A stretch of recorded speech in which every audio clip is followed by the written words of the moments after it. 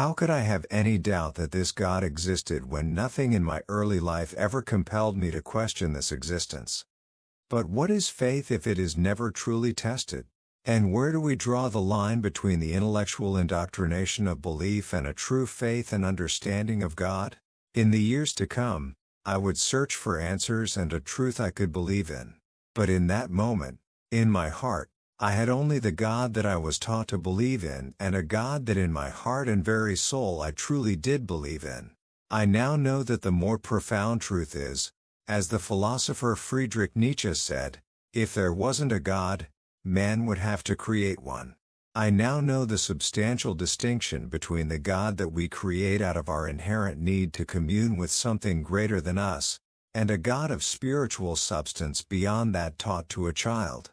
When I look back today and read the words I had written long ago in a futile attempt to define my own spirituality, life is the mortal condemnation of an eternal soul, I smile. How simplistic, how pathetically convenient, and yet, how true, but completely inadequate in the years that followed, as I have discovered that life itself is a spiritual journey and that with each experience we encounter, our spirituality evolves.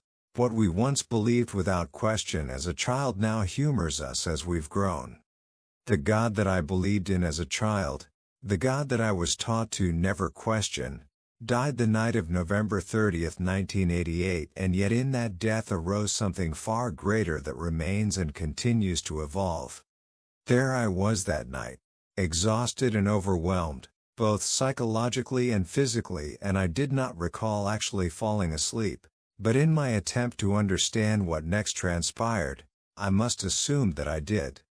Nothing ever before and never since has seemed so real as that light that completely enveloped me as I was catapulted into complete consciousness.